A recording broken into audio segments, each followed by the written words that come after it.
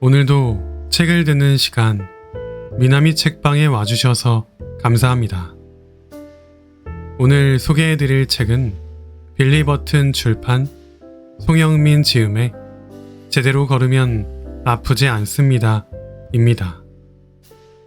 이 책은 대한민국 1호 자세 전문가이자 재활운동 전문가이며 경희대학교 스포츠의학을 전공한 저자가 자세과학, 운동과학에 대한 전문성을 바탕으로 단순히 많이 걷는 것을 넘어서서 올바른 자세로 제대로 걷는 방법을 알려주는 책입니다. 지금부터 책 내용 중에 제대로 앉고 서고 걷는 방법에 대한 내용을 들려드리겠습니다.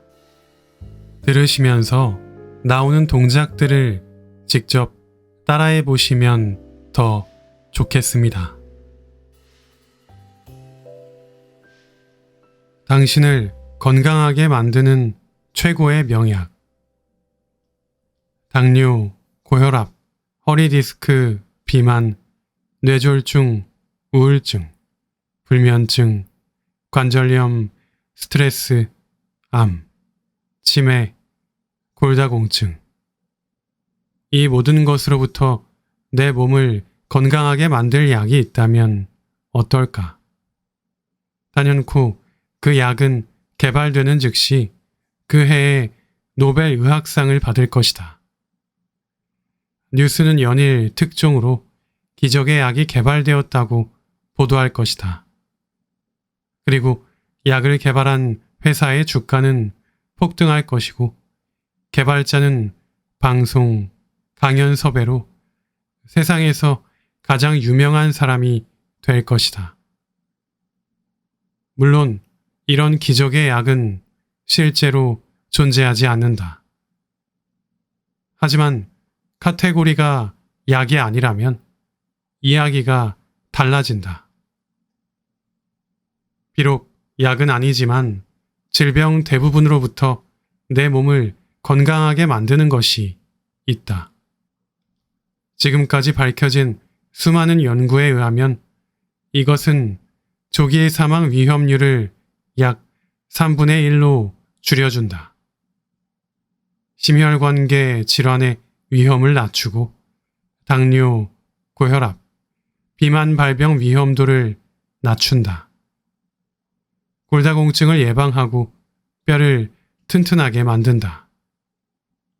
특히 뇌 건강에 도움이 되어 치매를 예방하고 세로토닌 호르몬 분비로 우울감을 줄인다.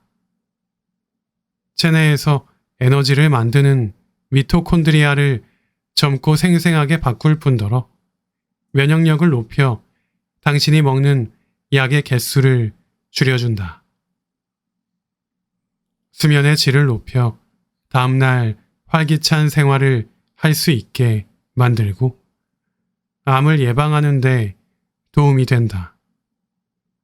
약해진 허리 근육은 물론 하체 근육을 강화하는 데 효과적이어서 세계보건기구에서도 일주일에 150분 이상 이것을 하라고 적극적으로 권고한다.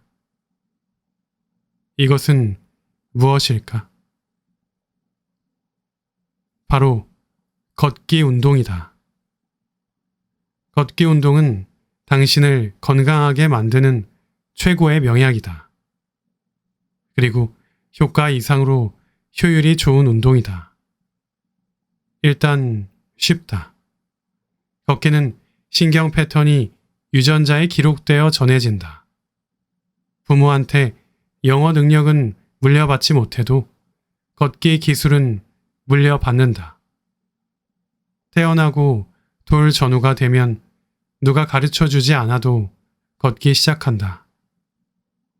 첫 걸음마를 하고 나서 1년 정도 스스로 수천 번 걷고 수천 번 넘어지면서 자연스럽게 걷는 방법을 학습한다.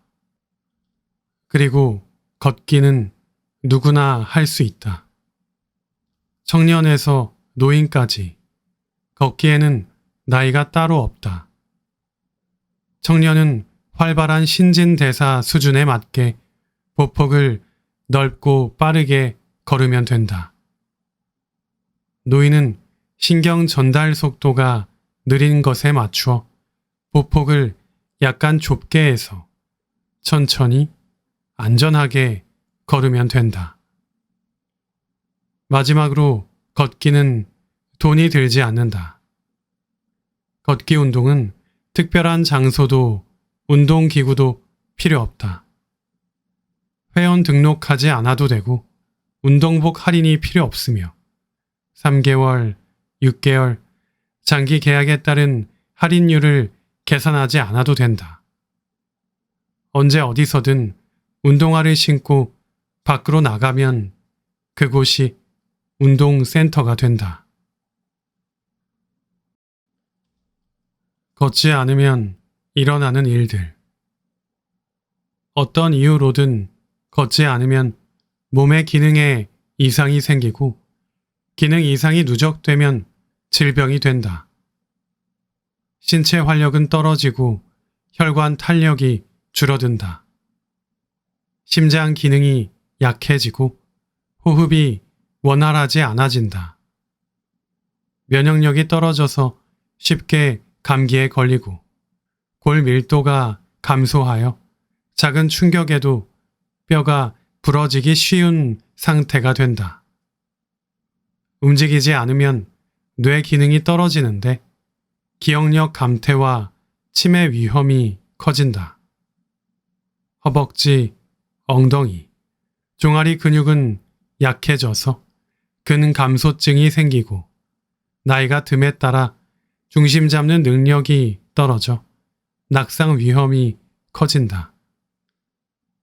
관절은 쓰지 않아 뻣뻣해지며 점점 움직이기 싫어진다. 이렇게 걷지 않아서 생기는 문제는 처음에는 잘 모른다. 그저 기능이 떨어지는 수준으로만 생각한다. 하지만 이 상태가 오래 반복되면 악순환의 고리에 들어가 점점 큰 질병에 걸리고 어느 순간 건강을 크게 잃게 된다.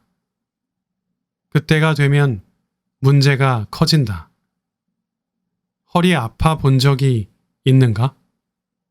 헌혈할 때 손끝이 바늘에 찔리면 따끔하다. 손끝에 작은 신경이 자극받기 때문이다. 허리뼈 사이에는 그것보다 훨씬 두꺼운 연필 굵기의 신경이 있다. 허리 디스크가 뒤로 밀리면 이 신경 가지를 누른다. 그러면서 주변 조직이 괴사하고 염증과 극심한 통증이 생긴다. 상상도 하기 힘든 고통이다. 허리 디스크는 젊은 청년층에서도 많이 나타나는데 나쁜 자세와 운동 부족이 원인이다. 걷지 않고 앉아서만 생활하면 근육이 약해지고 심장과 폐가 약해진다. 몸의 순환 능력이 떨어져 혈관 탄력이 줄어들고 장에 연동작용이 잘 일어나지 않아 소화불량에 시달린다.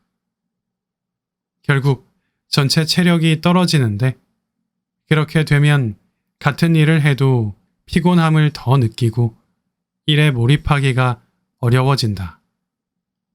몰입만 못하는 게 아니다. 여가도 제대로 즐기지 못한다. 금요일 저녁에 치맥을 즐기고 싶은데 너무 피곤해서 몸이 처지는 경험을 한다. 걷기 부족으로 하체가 약해지면 무릎이 아플 수 있다. 연골이 쉽게 닳고 인대가 손상될 수 있다. 무릎이 아프면 통증은 둘째치고 자존감이 떨어진다.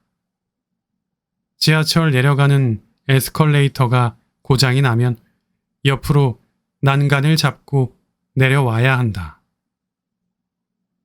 여행을 가도 일행보다 뒤처지게 된다. 버스에 타면 이미 경치를 구경하고 온 일행이 모두 앉아서 나를 기다리고 있다. 자유롭게 움직이지 못하니 더 걷기 싫어지고 이것은 장기적으로 심혈관계 질환으로 이어진다. 당뇨합병증, 심부전증, 퇴행성 관절염, 뇌졸중 등과 같이 더 큰 질병에 걸리면 상황은 심각해진다. 당신이 선택할 수 있는 것이 거의 없게 된다. 예를 들어 엉덩이 근육 감소로 근력이 약해져서 낙상했다고 가정해보자. 낙상 대부분은 엉덩이 관절, 골절로 이어진다. 그러면 당신은 침대에서 혼자 움직이지 못할 것이다. 냉장고에서 물을 꺼내 마시는 것조차 못하며 밥을 먹기 위해 몸을 일으키는 사소한 일조차 다른 사람에게 도움을 받아야 한다. 이렇게 되면 움직이지 못함으로 인해 당신 삶에서 선택할 수 있는 많은 부분을 다른 사람에게 넘길 수밖에 없다. 당신을 치료하는 의사에게, 뒤에서 휠체어를 밀어줄 사람에게, 또는 당신을 돌보는 간병사에게 말이다. 걷는다는 것은 단순히 이동 능력 그 이상이다. 걷기는 곧 당신의 삶을 스스로 선택할 수 있음을 의미한다. 간절해지기 전에 먼저 간절해져라. 공원에 가보면 사람들이 열심히 걷는다. 걷고 걷고 또 걷는다. 내가 사는 곳 동네 공원도 매일 정해진 시간에 나와서 걷기 운동을 하는 사람들이 많이 있다. 비가 오는 날 우산을 쓰고 걷던 50대 여성, 난간을 잡고 걷던 80대 할머니, 다리가 불편한지 다리를 한 손으로 붙잡고 걷던 60대 남성. 나는 문득 그들이 왜 저렇게 운동을 열심히 하는지 궁금했다. 그래서 그분들에게 양해를 구하고 직접 물어보았다. 항상 같은 시간에 나와서 운동하시는데 이렇게 열심히 걷기 운동을 하시는 이유가 있나요? 이들은 모두 사연이 있었다. 50대 여성은 당뇨가 있다고 했다. 그래서 걷기를 하지 않으면 당 수치가 올라가서 합병증이 올 수 있으므로 걸을 수밖에 없다고 했다. 80대 할머니는 녹내장이 와서 시력 대부분을 잃었다고 했다. 그래서 난간을 잡고 정해진 길을 따라 걷는다고 했다. 집에 있으면 자꾸 눕게 되어 자식들 고생시키지 않기 위해 이렇게라도 나와서 걷는다고 했다. 60대 남성은 뇌졸중 후유증을 겪고 있었다. 재활해야 하는데 보험 적용 기간이 끝나 비용이 많이 들어 공원에라도 나와서 걷는다고 했다. 이들은 평소 열심히 생활하며 자신만의 꿈을 가지고 살아온 평범한 사람들이다. 하지만 어느 순간 당뇨, 고혈압, 녹내장, 뇌질환, 척추관 협착증 등 갑자기 큰 질병을 앓게 되면서 상실감을 경험했다. 서로 사연과 질병은 각각 달랐지만 그들은 이구동성으로 다음과 같이 말했다. 건강을 잃으면 아무 소용이 없다. 몸이 아프고 나서야 그들은 살아야겠다는 생각으로 걷기 운동을 시작했다. 날씨나 환경은 중요하지 않았다. 비가 오면 우산을 쓰고 걸었으며 추운 날이면 목도리에 장갑을 끼고 걸었다. 눈이 오면 미끄럽지 않은 길로 조심조심 걸었다. 심지어 시각장애가 있던 할머니는 난간을 잡고 걸었다. 그들에게 걷기란 건강을 회복하는 것 이상의 의미 있는 행동이었다.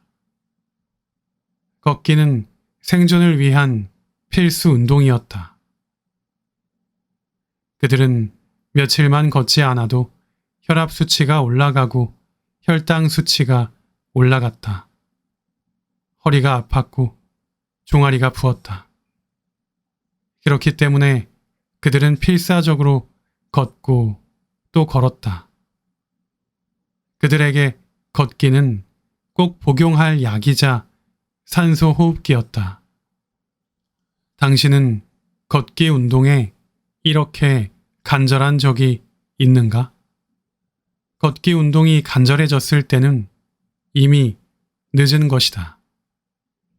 그 전에 먼저 간절해져야 한다. 무작정 걷는 게 아니라 제대로 걸어야 한다.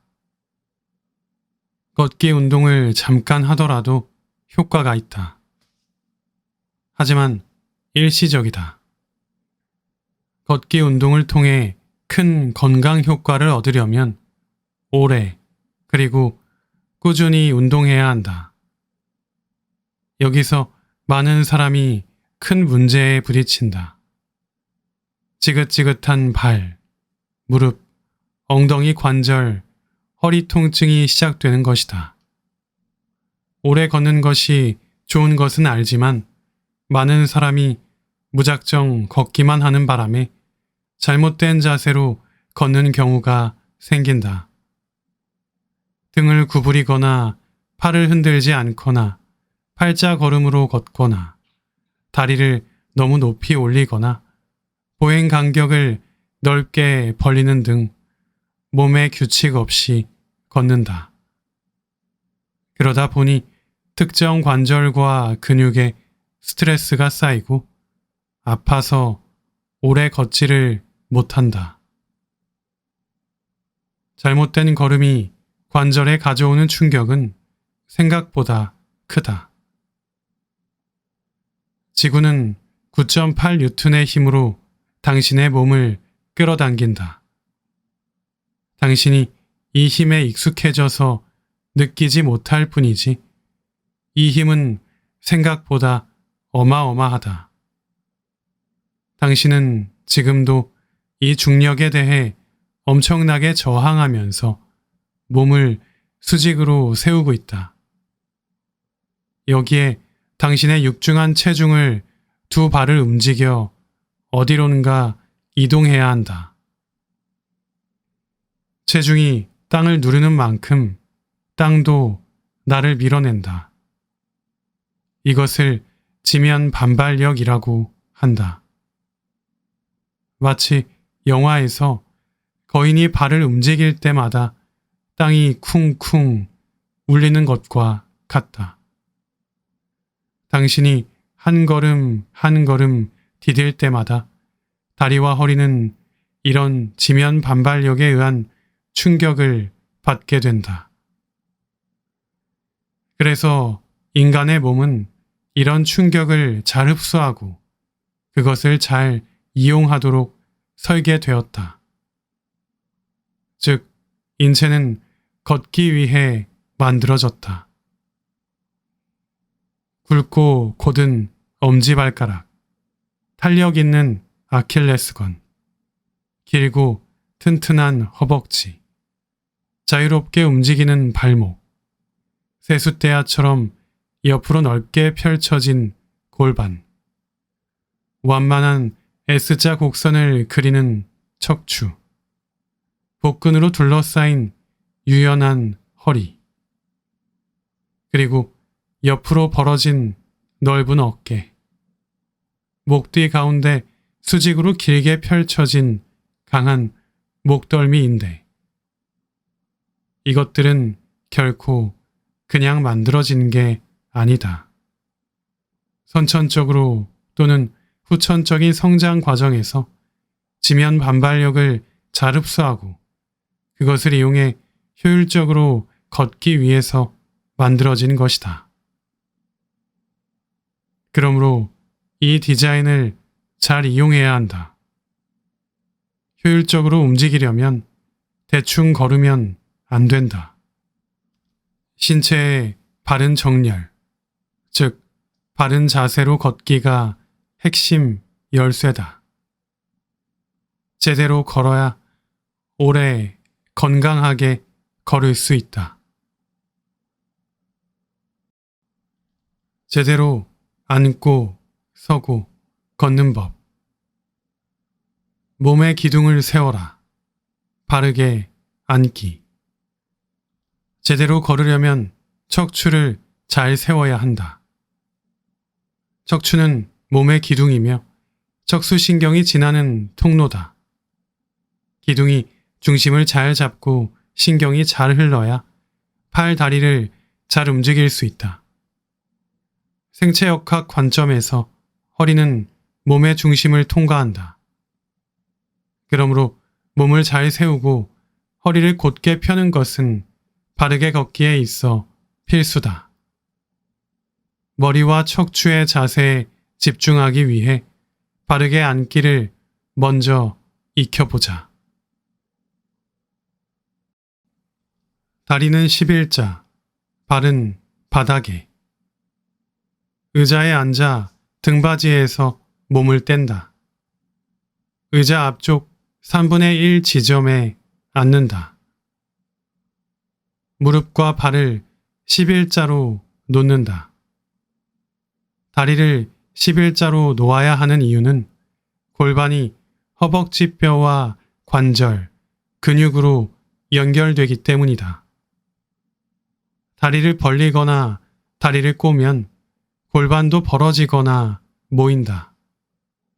또한 다리를 가지런히 놓지 않으면 허리를 세우는 장요근이 제대로 일하기가 어렵다. 다리를 크게 벌리고 허리를 펴려고 노력해보자. 이번엔 다리를 꼬고 허리를 펴려고 노력해보자. 마지막으로 11자로 다리를 놓고 허리를 펴려고 노력해보자.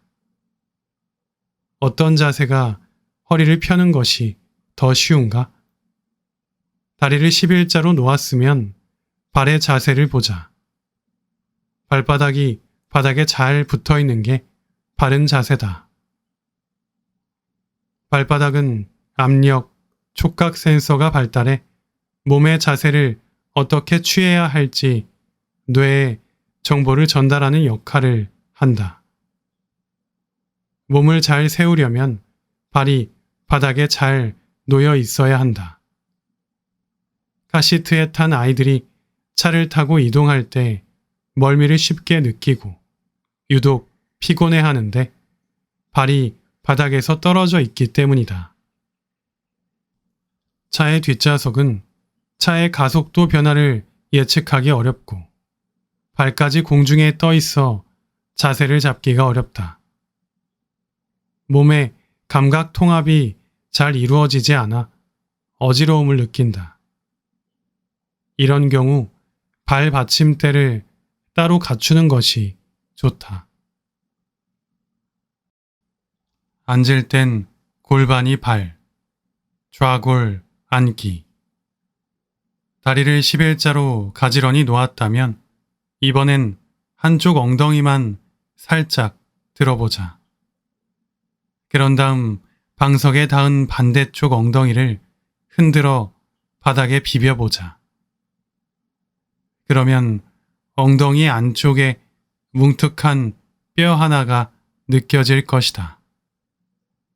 만약 이 뼈가 잘 느껴지지 않는다면 반대쪽 엉덩이를 비빌 때는 손을 엉덩이 아래에 집어넣고 엉덩이를 비벼보자.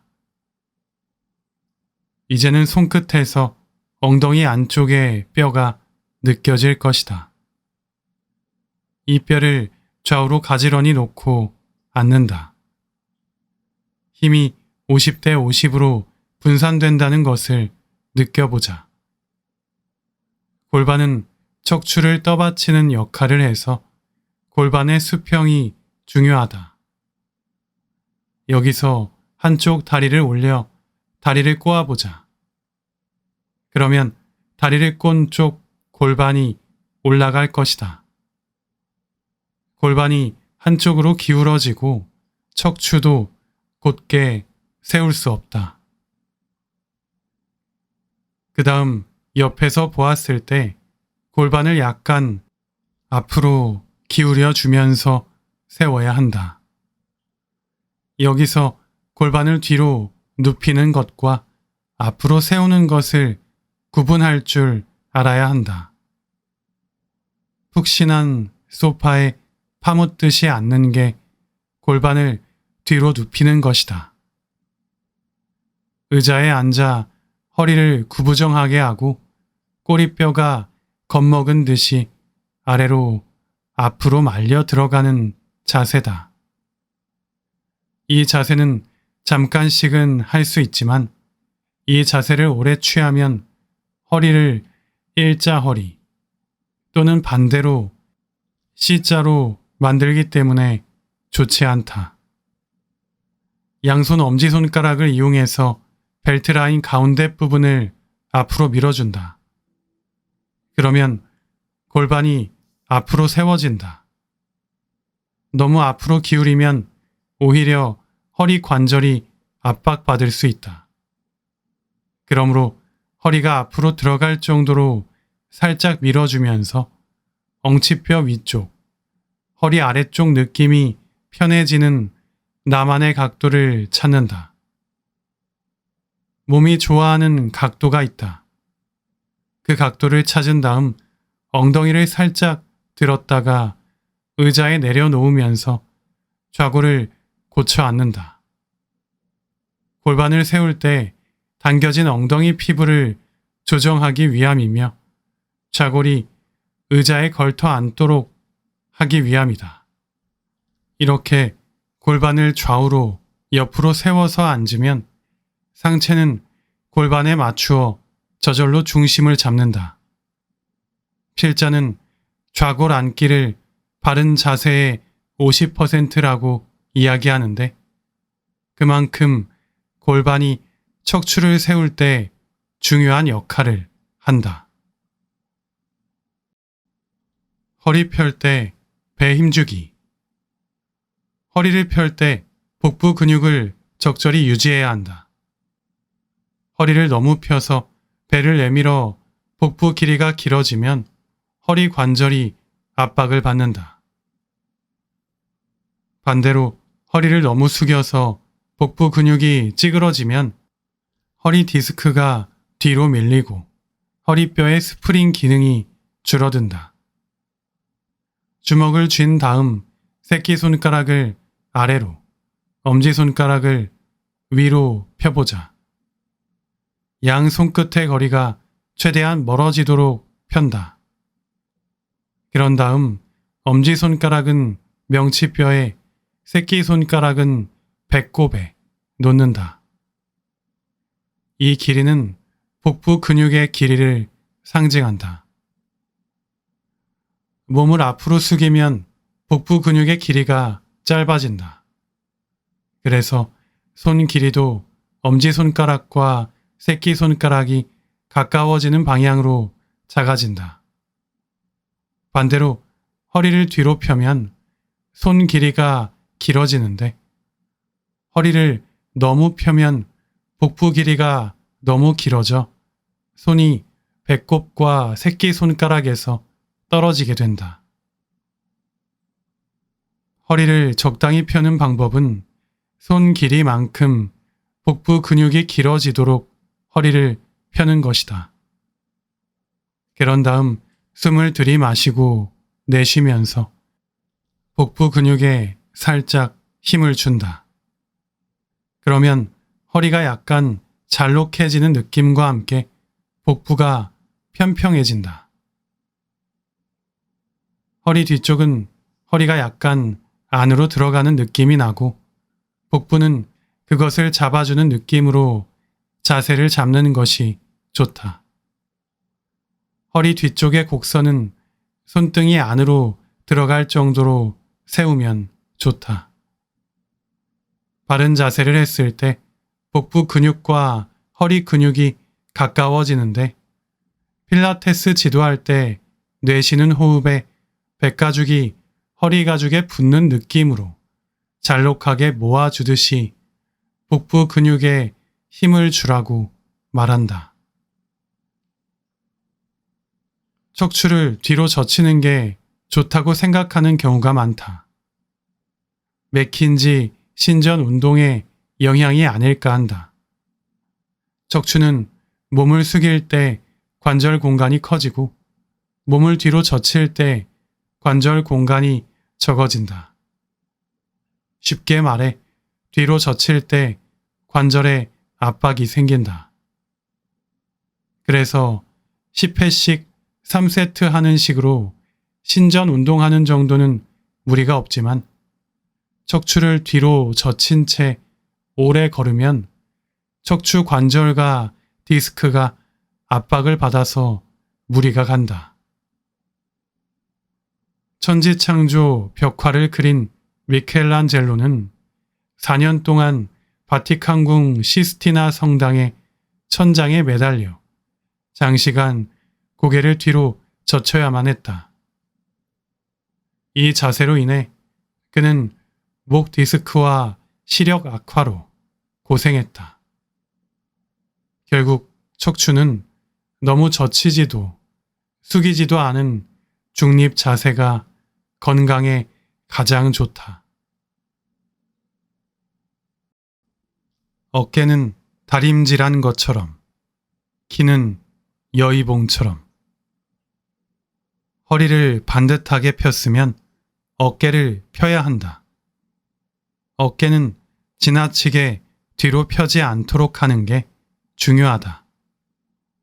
많은 사람이 어깨를 펴라고 하면 뒤로 젖힌 자세를 취한다. 날개뼈와 날개뼈 사이가 붙을 정도로 펴는 사람도 있다. 하지만 이것은 완전히 잘못된 자세다. 오히려 이런 자세를 취하면 날개 쪽지 근육이 긴장되고 거북목이 생기는데 더 큰 문제는 나쁜 자세를 바른 자세로 착각하면서 습관화하는 것이다. 그래서 시간이 지나고 나중에 오히려 이 자세를 고치지 못하게 된다. 이런 자세를 취하는 사람들의 공통점은 어릴 적 부모님이 어깨를 펴라는 잔소리를 많이 했다는 점이다. 잔소리하듯이 바른 자세를 강요하면 몸을 과하게 펴는 자세가 나온다. 어깨는 어깨 앞쪽 부분을 관찰한 다음 옷에 주름이 잡혀 있는지 확인해 보자. 만약 어깨 앞쪽에 멜빵을 매는 방향으로 옷이 주름져 있다면 그 부분을 다림질한 것처럼 약간만 펴주어도 충분하다. 어깨가 앞으로 구부정해지는 자세만 펴주면 된다. 그래도 어깨는 충분히 많이 펴지며 자연스러운 어깨 모습이 된다. 어깨 자세에서 핵심은 옆쪽, 아래쪽으로 길게 펼치는 것이다. 마치 우산처럼 어깨를 편다고 생각하면 좋다. 비가 내린다고 상상해보자. 비를 맞고 있다. 빗물이 어깨로 떨어질 때 만약 빗물이 이 쇄골 안쪽에 고일 것 같다면 어깨가 위로 올라간 으쓱하는 자세를 취하고 있을 것이다. 만약 빗물이 어깨를 타고 팔로 잘 흘러내릴 것 같다면 어깨를 우산처럼 잘 펼치는 것이다.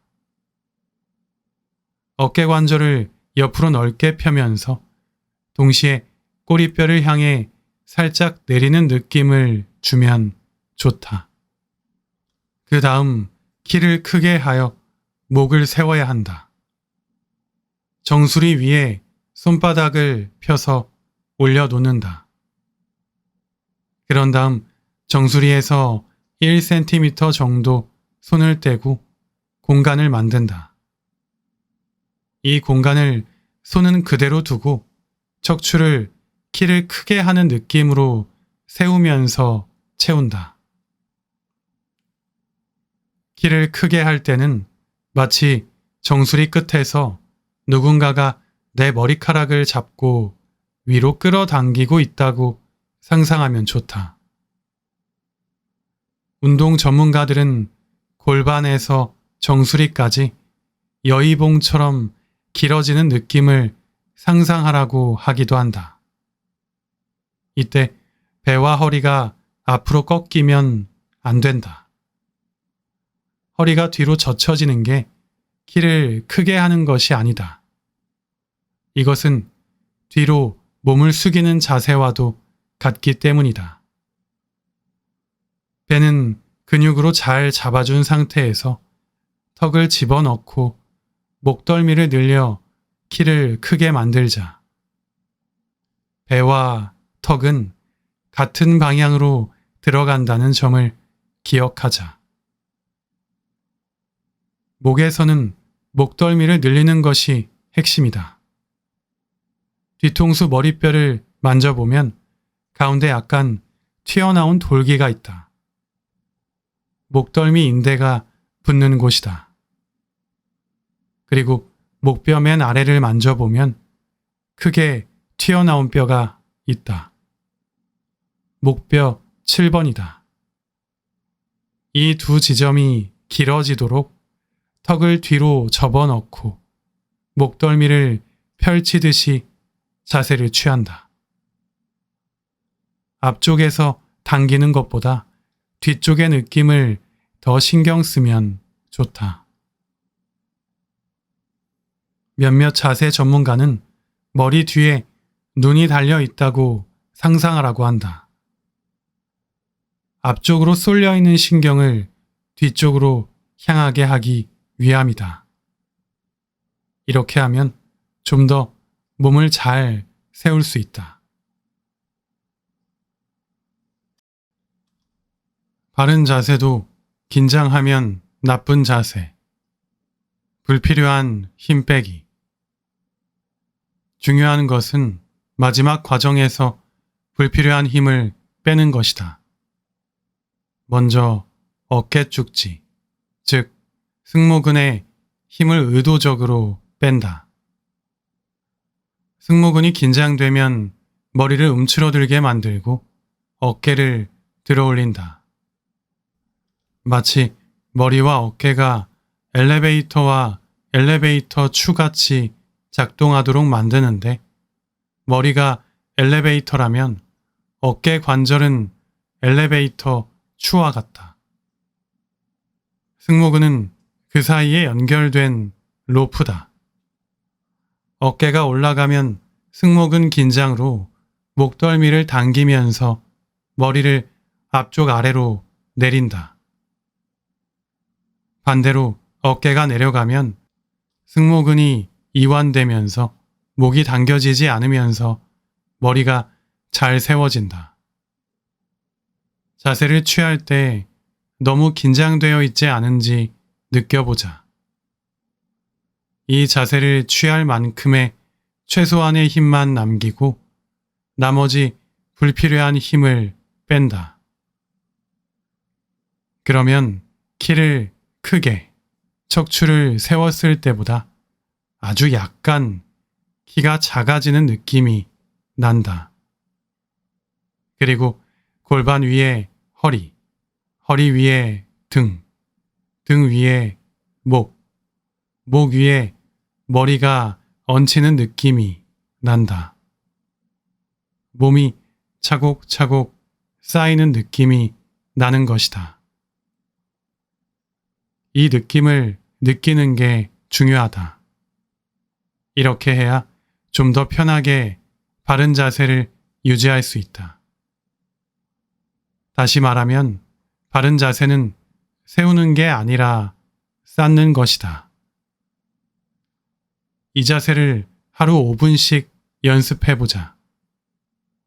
명상해도 좋고 일할 때 이 자세로 타이핑을 해도 좋다. 하지만 일할 때 이 자세를 너무 오래 취하진 않도록 하자. 아무리 좋은 자세도 한 자세를 오래 유지하는 것은 좋지 않다. 엉덩이를 의자 끝에 다 붙이고 등받이를 110도 정도로 세워서 몸을 잘 기대어 앉아서 일하다가도 생각날 때마다 몸을 세워서 바른 자세를 잠깐씩 연습해보자. 그리고 걸을 때 바르게 앉을 때 연습했던 척추 세우는 느낌을 유지하면서 걸으면 바르게 걷는 방법이 된다. 걸을 때는 몸이 계속 움직이기 때문에 바른 척추 자세를 오래 유지할 수 있다.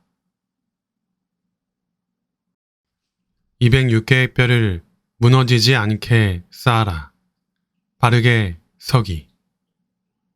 우리 몸의 뼈는 총 206개다.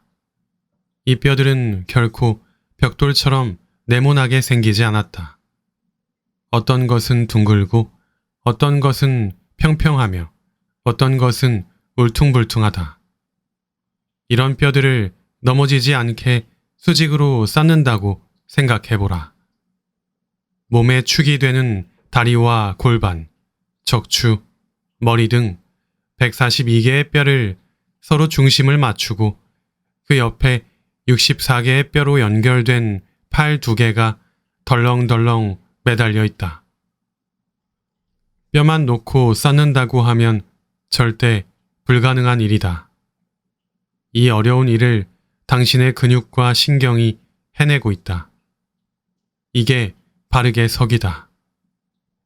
그러므로 바르게 서기의 핵심은 근육과 신경이 중심을 맞출 때 최대한 부담을 덜 느끼도록 가능한 한 몸의 중심에 맞추어서 자세를 취하는 것이다. 발을 세우는 것이 몸을 세우는 것. 발 세우기. 자리에서 일어나 보자. 그러면 골반이 의자에서 떨어지고 발로 체중을 지지하게 된다. 이제는 좌골이 아닌 발이 몸을 떠받치는 역할을 해야 한다. 발바닥을 바닥에 잘 놓아야 한다. 엄지발가락 아래 발볼 지점과 새끼발가락 아래 발볼 지점, 그리고 뒤꿈치 가운데 이렇게 세 지점에 체중을 실어서 선다. 이것을 발의 삼각지점이라고 한다. 발의 안쪽은 아치가 있어서 움푹 들어가 있다. 그러므로 이 부분은 섰을 때 바닥에 닿지 않아야 한다. 이것을 연습하기 위해 펜과 500원짜리 동전을 이용한다. 500원짜리 동전은 엄지발가락 아래 발볼에 놓고 발로 누른다. 펜 끝부분을 발 안쪽에 넣는다. 최대한 펜은 누르지 않으려고 노력하고 500원짜리 동전은 떨어지지 않게 잘 누른다. 이렇게 하면서 발 뒤꿈치와 정강이 뼈가 수직이 되게 발목을 세우면 발의 아치를 잘 세울 수 있다. 자, 또는 책을 세워서 모서리 부분을 뒤꿈치 바깥쪽에 붙인다. 이때 바깥쪽 복숭아뼈가 책 옆면에 닿도록 발을 세운다. 만약 책 옆면에 복숭아뼈 옆면이 닿지 않는다면 발이 평발이 되는 방향으로 무너지는 것이다. 콜로세움의 기둥처럼 다리 11자 정렬. 발과 발 사이 간격은 골반 너비 또는 약간 넓은 정도로 선다. 기저면을 넓히는 것이다. 기저면이란 바닥에 닿아 있는 신체 부분의 면적이다. 발끝은 11자에서 약간 바깥쪽을 향하도록 한다. 그러고 나서 발에 실리는 압력을 느껴보자. 앞과 뒤, 좌우로 나누어 각각 50대 50으로 체중이 잘 분산되는지 느낀다. 체중이 고르게 분산되어야 몸의 중심이 가운데 놓인 것이다. 발의 간격을 잘 맞춰 섰으면 다리를 11자로 정렬한다. 두 번째 발가락, 무릎 가운데, 골반 앞쪽을 가지런히 놓는다 생각하고 맞춰 선다. 선 자세와 걸을 때 바른 자세의 발과 발 간격 기준이 약간 다르다. 선 자세는 발을 골반 너비 정도로 벌린다면 걸을 때는 한쪽 다리를 들면서 움직이기 때문에 중심을 안쪽으로 모아주는 것이 좋다.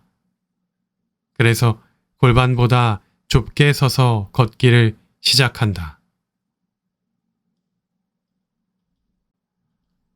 95% 무릎 펴기. 옆에서 보았을 때 일단 무릎을 다 편다. 그런 다음에 무릎에 힘을 살짝 뺀다. 선 자세에서 무릎은 힘을 강하게 주어 다 펴기보다는 편 상태에서 살짝 힘을 빼는 게 좋다. 무릎을 너무 펴면 관절이 압박받는다. 어떤 자세든 너무 긴장하는 자세는 좋은 자세가 아니다. 근육이 긴장하면 그만큼 관절을 압박하는 것이기 때문이다. 그런 다음 옆에서 보았을 때 골반과 발목 사이에 옆 무릎 중앙이 오도록 정렬한다. 벨트 라인을 수평에 가깝게. 골반 세우기. 골반은 배가 평평하게 엉덩이와 아랫배에 힘을 주어 뒤로 잡아당겨 골반이 수평에 가까워지도록 만든다. 수평선을 기준으로 앞으로 0에서 10도 정도 기울어진 수준이면 적당하다. 옆에서 볼 때 벨트 라인이 골반의 옆 기울기를 나타낸다. 그러므로 옆에서 벨트 라인을 보고 이 라인이 너무 앞뒤로 기울어지지 않게 아랫배와 엉덩이로 골반의 수평을 잡아주자. 이렇게 해서 하체를 가지런하게 정렬했다면 척추는 바르게 앉기와 똑같이 만들면 된다. 전체적으로 발바닥에서 정수리까지 길게 늘리고 배와 턱을 집어넣고 목덜미를 늘리면서 몸을 세운 뒤 마지막에 불필요한 힘을 뺀다. 이렇게 선 자세에서 발을 더 모으고 몸을 앞으로 넘어뜨리고 움직이면 걷기가 된다.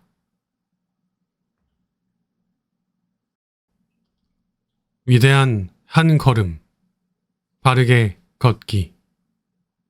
바르게 앉기로 척추 세우는 요령을 익히고 바르게 서기로 몸 전체를 잘 쌓는 방법을 익혔다면 이제는 걷는 요령을 배울 차례다.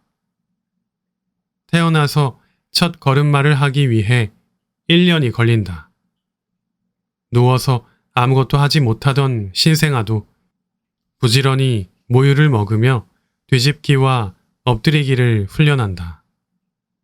그런 다음 기어가기, 앉기, 허리 펴기, 두 발로 서기를 순서대로 연습한다. 모든 준비가 다 되면 비로소 한 발을 떼고 첫 걸음마를 한다. 운동학적으로나 신경학적으로 걷기는 결코 쉬운 일이 아니다. 걷기 위한 관절 구조와 근육의 힘, 그리고 몸이 넘어지지 않게 근육을 정교하게 조절하는 신경망이 모두 갖추어져야 가능한 움직임이다. 과학적인 의미를 넘어서 마치 새가 태어나서 처음으로 날갯짓을 하듯이 사람에게 첫 걸음마는 삶의 주체자로서 시작을 알리는 위대한 한 걸음이다. 이 위대한 한 걸음의 혜택을 최대한 오랫동안 누리기 위해 제대로 걷는 방법을 연습해보자. 레일을 고르게 깔아라. 보행 간격. 기차는 레일 위로 달린다. 바퀴 간격에 맞추어 일정한 너비로 깔린 레일을 따라 움직인다. 사람도 마찬가지다. 신체 구조에 맞게 두 다리의 간격을 잘 맞추어 걸어야 한다. 그러지 않으면 펭귄처럼 뒤뚱거리는 움직임이 일어나고 무릎과 허리가 불편해질 수 있다. 걸을 때 발과 발 사이의 너비를 보행 간격이라고 한다. 보행 간격은 걸을 때 한 발로 몸을 지지하는 동안 좌우 흔들림을 줄여준다. 그래서 보폭 이전에 보행 간격을 잘 맞추어 걸어야 한다. 이 간격은 5에서 15cm 사이로 걷는 것이 좋다. 양발을 모은다. 발의 안쪽이 서로 딱 붙게 만든다. 그런 다음 주먹을 쥐고 세로로 세운 다음 세로 간격만큼 발과 발을 벌린다. 주먹이 들어갈락 말락할 정도면 적당하다. 그 다음 발을 11자로 놓아야 하는데 이때 11자는 발 전체 모양이 아니라 엄지발가락 가운데에서 뒤꿈치 가운데를 이은 선이 11자가 되도록 놓는 것이 좋다. 이 선은 걸을 때 진행 방향을 가리킨다. 발 전체를 11자로 놓는 일반적인 방식은 안짱다리처럼 발끝을 모아서 걷는 개념이다. 다리를 안쪽으로 돌린 상태에서 걷게 되므로 좋은 걸음걸이가 나오지 않는다. 평평한 발을 굴리듯이 움직여라. 발 구르기. 걸을 때 발에서 발목을 중심으로 발을 구르며 3회의 지면 터치가 일어나야 한다. 이것을 발구름, 영어로 힐라커라고 한다. 뒤꿈치 가운데에서 약간 바깥쪽, 발 가운데, 엄지발가락. 먼저 이 지점을 순서대로 딛는 연습을 한다. 천천히 발을 앞으로 뻗는다. 발을 세우고 뒤꿈치 가운데에서 약간 바깥쪽으로 바닥을 디딘다. 사람마다 편차는 있지만 뒤꿈치 안쪽을 먼저 딛는 것은 정상 걸음이 아니다. 정상 걸음은 가운데 또는 가운데서 약간 바깥쪽이 먼저 닿는 것이다. 이것은 뒤꿈치가 바닥에 닿을 때 충격을 줄이기 위해 발이 안쪽으로 무너지는 것을 고려한 것이다. 뒤꿈치 안쪽을 먼저 디디면 발이 평발처럼 무너진다. 반면 너무 뒤꿈치 바깥쪽으로 닿으면 발목이 바깥쪽으로 쉽게 꺾인다. 발목을 잡아주는 근육은 안쪽보다 바깥쪽이 적기 때문에 발목 관절과 인대를 건강하게 하려면 뒤꿈치 닿기를 잘 연습하자. 그런 다음 몸을 앞으로 움직이면서 몸이 가운데로 왔을 때 발 중간에 체중이 실린다. 발, 무릎, 골반, 몸통, 머리가 일직선에 놓이면서 발 가운데로 신체의 무게중심이 이동하는 것이다. 그러고 나서 반대쪽 발이 중심을 잡기 위해 앞으로 나가면서 몸이 앞으로 이동하는데 이때 딛는 발의 엄지발가락 쪽으로 체중이 실린다. 이렇게 발바닥을 눌러가면서 3회의 터치가 일어나도록 집중해서 움직여본다. 발에 있는 촉각과 고유 수용 감각에 집중하면서 압력을 느껴보자. 중요한 건 이 터치가 일어날 때 체중이 자연스럽게 뒤에서 앞으로 이동해야 한다는 점이다. 보폭을 신경 쓰지 말고 천천히 바닥에 발을 눌러가면서 걸으면 조금씩 자연스러워질 것이다. 3회의 터치 움직임에 집중하면서 최대한 자연스럽게 발을 굴리듯이 움직여보자. 뒤꿈치 가운데에서 발 가운데로, 그리고 발 가운데에서 엄지발가락으로 체중을 이동시키되 딱딱딱 끊어서 움직이지 않도록 최대한 부드럽게 움직여보자. 마사이 워킹 신발의 밑바닥처럼 발바닥이 둥글다고 상상하면서 움직이면 좋다. 이렇게 움직이면 발목 지렛대 기능을 최대한 이용할 수 있어 체중이 발에서 고르게 분산되는데 굳은 살을 예방하고 무릎에 실리는 부담을 줄일 수 있다. 주의사항: 뒤꿈치가 바닥에 닿기 전 발끝을 정강이뼈 쪽으로 너무 당기는 사람이 있다. 이러면 앞 정강이 근육이 피로해지는데 발을 앞으로 들었을 때 발바닥과 정강이뼈 각도는 90도가 정상이다. 그러므로 서 있는 자세에서 발바닥이 바닥을 향하게 꺾이지 않게끔 발목을 중립 자세로 놓고 앞으로 뻗기만 하면 된다. 한 뼘 더, 다리를 더 뻗어라. 보폭 늘리기. 보폭은 한 발에서 다른 발까지 거리를 의미한다. 보폭이 길수록 한 걸음으로 이동할 수 있는 거리가 늘어나기 때문에 걷기 효율을 높일 수 있다. 보폭을 늘리는 방법은 두 가지다. 하나는 무릎을 펴서 실제 다리 길이를 늘리는 방법이고, 하나는 골반을 움직여 기능적으로 다리 길이를 늘리는 방법이다. 다리에 기지개를 펴라. 무릎 펴기.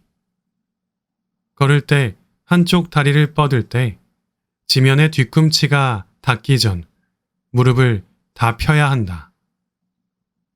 그 다음 지면의 뒤꿈치가 닿을 때는 5도 정도 살짝 구부러지는데 이것은 뒤꿈치가 지면으로부터 1cm를 남기고 자유낙하를 하면서 생기는 구부러짐이다.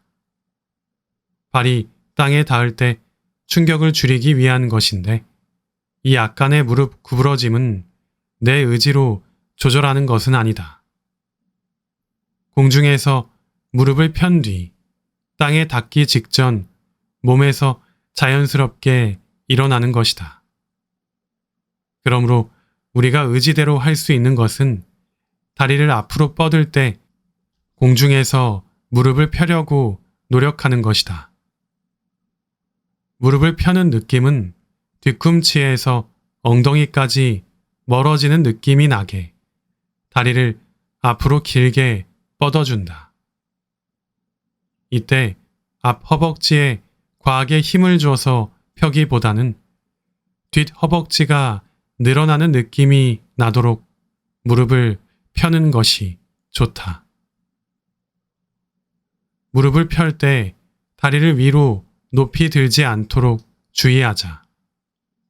다리를 높게 들수록 그만큼 뒤꿈치가 바닥에 닿을 때 충격이 심해진다. 또한 무릎이 아래로 꺾이는 힘, 고관절이 위로 꺾이는 힘이 강해진다. 발을 앞으로 다 뻗었을 때 지면에서 1cm 높이 정도 높이가 되도록 뻗으면 적당하다. 1cm는 자로 재어보아도 매우 낮은 높이다. 발이 땅에 있는 장애물에 걸리지 않을 정도로 마치 자기 부상 열차처럼 낮게 앞으로 다리를 뻗는다고 이해하면 좋다. 무릎을 다 펴고 걷기를 연습하면 잠깐은 몸의 기지개를 켜는 것처럼 시원한 느낌이 난다. 그리고 계속 반복하면 10분도 채 되지 않아 기분이 좋아지는데 뒷허벅지가 스트레칭 되면서 긴장을 이완하고 통증을 억제하는 물질이 분비되기 때문이다. 이 느낌을 독자들도 꼭 느껴보기를 바란다. 숨어있는 다리 길이를 찾아라. 골반 움직이기. 무릎을 다 펴고 걸어도 골반이 움직이지 않으면 다리뼈만큼 보폭을 늘릴 수밖에 없다. 이때 골반을 움직이면 실제 다리뼈보다 다리를 좀 더 길게 뻗을 수 있는데 이것을 기능적 다리 길이라고 부른다. 골반을 움직이는 것은 간단하다. 먼저 골반을 양손으로 잡고 다리로만 걸어보자. 보폭이 짧아지고 몸이 총총거리는 느낌이 날 것이다. 이렇게 10걸음 걸어보고 불편함을 느낀다. 그런 다음 이번에는 골반에서 손을 놓고 걸어본다. 발을 앞으로 뻗을 때 골반을 움직이지 않았을 때보다 보폭을 한 뼘 더 늘려주자. 마치 축구할 때 공을 먼저 잡기 위해 다리를 뻗는 느낌으로 하면 좋다. 그냥 다리만 뻗으면 다리가 짧게 나가지만 골반과 같이 뻗으면 다리가 앞으로 더 나간다. 이렇게 골반을 움직이면서 다리를 조금 더 뻗는 게 골반을 움직이는 것이다. 이것을 앞으로 다리를 뻗을 때뿐만 아니라 뒤로 다리를 밀 때도 똑같이 적용하면 된다. 다리가 뒤로 향하고 몸이 앞으로 나갈 때 엄지발가락을 떨어뜨리기 직전에 조금 더 골반을 움직여 다리를 뒤로 길게 뻗으면 된다. 골반과 다르게 회전하는 어깨, 몸통 교차 패턴 만들기. 오른쪽 다리가 앞으로 나갈 때 왼쪽 다리는 뒤로 간다. 이때 골반은 왼쪽을 향하여 돌아간다. 만약 이런 회전 힘이 그대로 머리로 전달되면 마치 강아지가 몸을 비틀어 털듯이 몸 전체에 영향을 미칠 것이다. 또한 회전 방향으로 힘이 발생해 앞으로 나가는 힘을 방해할 것이다. 이것을 막기 위해 몸통에서 어깨는 반대로 돌아간다. 즉, 몸통에서 교차로 회전이 일어나는 것이다. 이것을 몸통 교차 패턴이라고 한다. 팔을 흔들면서 어깨가 자연스럽게 움직이지만 몸통의 움직임에 집중하기 위해 다음과 같이 연습해보자. 주머니에 손을 찔러 넣는다. 주머니가 없다면 손을 허리에 올려놓는다. 오른발을 앞으로 뻗는다. 그러면 골반이 오른쪽, 즉 시계 방향으로 회전을 할 것이다. 이때 왼쪽 어깨를 앞으로 내민다. 그러면서 가슴이 골반과 반대인 왼쪽, 즉 반시계 방향으로 돌아가도록 움직인다. 다리를 바꾸어 왼쪽 팔을 앞으로 뻗는다. 그러면 골반은 반시계 방향으로 돌아갈 것이다. 이때 오른쪽 어깨를 앞으로 내밀어 가슴을 시계 방향으로 돌려준다. 과하게 어깨를 돌릴 필요는 없다.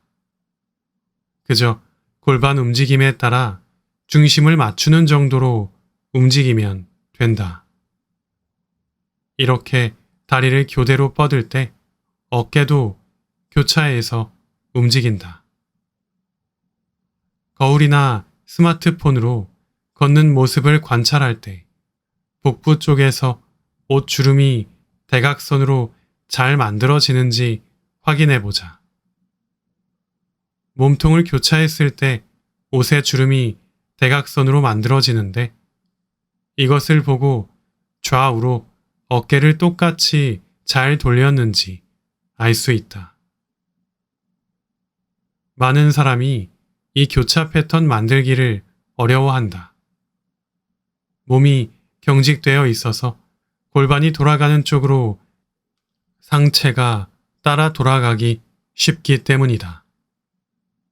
이럴 땐 잠깐 따로 몸통 운동만 하는 것이 좋다. 몸통 운동 첫 번째. 선 자세에서 선서하듯 팔꿈치를 구부리고 양쪽 팔을 들어 올린다. 두 번째. 몸을 곧게 세운 상태에서 무릎을 구부린 채 왼쪽 다리를 가슴 쪽으로 들어 올린다. 세 번째. 오른쪽 팔꿈치가 무릎에 가까워지도록 몸통을 반시계 방향으로 돌린다. 이때 등을 구부리지 않는다. 네 번째. 원위치로 온 다음 오른쪽 다리를 들어 올리고 몸통을 시계 방향으로 돌려 왼쪽 팔꿈치가 무릎에 가까워지도록 한다. 이렇게 10회 반복한다. 이렇게 운동한 다음 다시 어깨를 앞뒤로 움직이면서 리드미컬하게 걸어보자. 움직임이 익숙해질 것이다. 이렇게 연습하다 보면 점점 팔을 흔들고 싶어질 것이다. 앞이 아니라 뒤로 더 당겨라. 팔 흔들기. 어깨를 움직일 때 팔을 이용하면 더 편하다. 팔의 길이를 이용해서 몸의 중심을 맞추기도 더 쉽다. 어깨 움직임에 이어 팔을 흔드는 방법을 배워보자.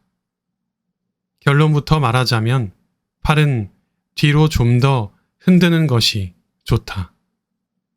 여기서 팔의 기준은 어깨에서 팔꿈치까지다.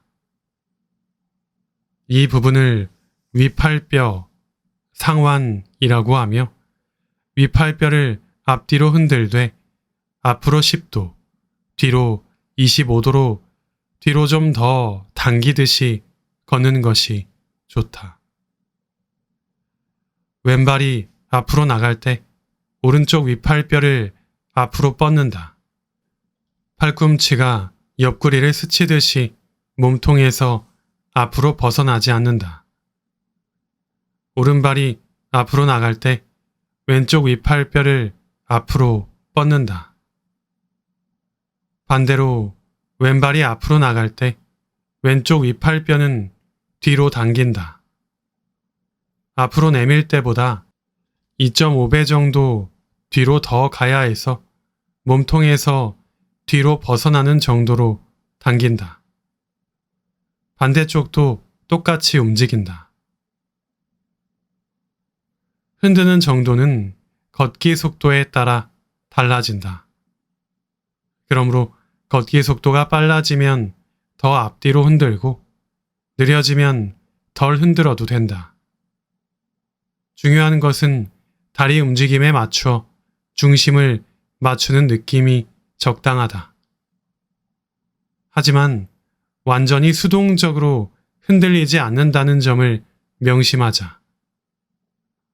어깨, 앞뒤 근육이 약간은 쓰이기 때문에 의도적으로 팔로 중심을 맞추기 위해 흔든다고 생각하고 움직이자.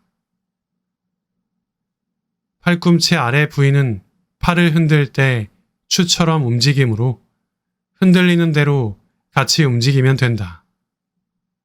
흔들리는 과정에서 팔꿈치 아래는 팔을 앞으로 뻗었을 때 윗팔뼈를 중심으로 앞으로 약 45도 정도로 구부린다. 팔을 뒤로 뻗었을 때 윗팔을 중심으로 약 20도 정도 구부러진 수준으로 펴진다. 다 펴지지 않는데 이두근 근육이 팔이 뒤로 가면서 어깨 쪽 힘줄이 늘어나기 때문이다. 팔꿈치가 구부러지고 펴지는 모양 때문에 마치 팔을 앞으로 많이 뻗는 것처럼 착각한다. 하지만 일부러 움직일 필요는 없다. 그냥 팔꿈치 아래는 흔들리는 대로 움직이면 좋다. 각도는 신경 쓰지 말자. 팔꿈치를 기준으로 걸을 때 전보다 뒤로 더 당긴다고 생각하고 걸어보자. 그러면 등도 자극이 되고 몸이 앞으로 나가는 느낌도 가벼워질 것이다. 자연스러운 게 최고. 상상하며 걷기. 뭐든지 자연스러운 것이 좋다. 걸을 때 특정한 부위에 집중하고 연습했다면 이제는 이것을 모두 합쳐서 자연스럽게 움직이는 연습을 해볼 것이다. 이렇게 해야 걷기 운동을 하고 특정 관절이나 근육만 피로해지는 것을 예방할 수 있다. 다리를 움직일 때는 다리만 움직이지 않는다. 골반과 허리가 같이 움직인다. 골반은 앞뒤로, 허리는 그에 맞추어 회전한다. 걸을 때 이렇게 발과 무릎, 고관절, 골반, 허리가 같이 움직이는 것을 상상하면서 다리를 움직여 본다. 걸을 때 발생하는 체중 이동, 지면 반발력을 느끼면서 다리, 골반, 허리로 잘 분산시켜보자. 힘이 한 곳에 머무르는 게 아니라 흘러가듯이 움직인다. 보폭은 길게 늘리면서 뒷허벅지가 스트레칭 되는 것을 느끼는데 마치 다리를 기지개 켠다고 생각하자. 팔에서 중심을 맞추면서 어깨를 함께 움직인다. 팔을 흔들 때 팔만 움직이는 게 아니라 날개뼈, 쇄골, 그리고 등과 함께 어깨가 움직이는 것을 상상한다. 쇄골은 위아래로, 날개뼈는 척추랑 멀어졌다, 가까워졌다 하고 등은 어깨에 맞추어 시계, 반시계 방향으로 돌아간다. 이렇게 하체와 상체를 교차해서 잘 움직이면서 중심을 맞춘다. 머리는 곧게 세운 상태에서 정면을 보고 걷는다. 걸을 때 머리가 위아래 수직으로 움직이는 것을 느낀다. 그 움직임을 척추의 S 곡선이 잘 흡수하며 척추 전체가 탄력 있게 움직이는 것을 느껴보자. 다음의 이미지를 상상하고 걸으면 더 효과적이다. 머리 위에 작은 롤러코스터가 있다고 상상하자. 그 안에 어린이들이 타고 있다. 아이들이 울지 않게 부드럽게 롤러코스터를 태운다고 생각하고 걸어보자. 위아래로 오르락 내리락, 움직임을 느끼되 갑자기 충격이 생기지 않도록 걸어보자. 정수리에 있는 머리카락을 위에서 잡아당긴다고 상상하며 목을 세워보자. 목덜미는 양탄자를 펼치듯이 세우고 배는 허리 복대를 차고 있다고 생각하고 살짝 힘을 주고 걷는다. 몸통이 구름이라고 생각하자. 걸을 때 구름이 흔들림 없이 앞으로 부드럽게 밀려 나간다고 생각하며 걸어본다.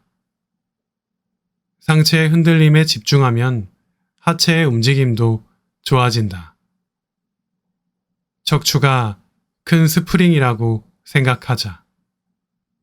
걸을 때 위아래로 몸이 움직일 때 척추가 스프링처럼 작동하면서 탄력 있게 움직이는 것을 상상하자. 만약 자세가 구부정하면 스프링이 잘 작동하지 않을 것이다. 목덜미를 늘려 키를 크게 하고 스프링을 곧게 유지하자. 골반과 어깨가 젠가라고 생각하고 골반 젠가가 시계 방향으로 돌아갈 때 어깨 젠가가 반시계 방향으로 중심 맞추는 것을 상상하자. 이제 걸을 때 척추를 회전축으로 서로 교차하며 움직인다 생각하며 걸어보자. 모델이 되어 패션쇼 런웨이를 걷는다고 상상하자. 패션쇼장의 주인공이 되어 당당하고 자신 있는 모습을 상상하며 걸어본다. 사랑하는 사람을 만나러 간다고 상상해보자. 즐겁고 기대하는 느낌을 상상하며 활기차게 걸어보자. 이렇게 걷기 연습을 마친 다음에 다시 한번 걷는 모습을 관찰하자. 전보다 다르게 우아하게 자신 있게 제대로 걷는 한 사람이 보일 것이다. 지금까지 제대로 걸으면 아프지 않습니다의 일부 내용을 들어보셨습니다. 내 몸에 한번 익숙해진 자세나 동작은 다시 바꾸기가 무척 어렵습니다. 그리고 그것은 걷기 패턴도 마찬가지입니다. 하지만 그렇다고 잘못된 채로 그대로 두기에는 걷기는 너무나 오래도록 우리가 사용해야 할 동작이고 기능입니다. 그러므로 지금 당장 걷기 습관을 올바르게 바꿔야 합니다. 발바닥부터 무릎, 그리고 허리, 몸통, 팔까지 이 책에서 설명하는 바와 같이 하나하나 제대로 된 방법으로 사용하며 걸어야 무릎과 허리, 그리고 어깨가 아프지 않고 몸이 편안해질 것입니다. 이 책을 참고하시어 올바른 걷기 방법을 습득하시고 통증 걱정 없이, 부상 걱정 없이 건강한 삶, 건강한 생활로 힘차게 걸어 나가시길 응원합니다. 오늘도 소중한 시간 미나미 책방과 함께 해주셔서 감사합니다.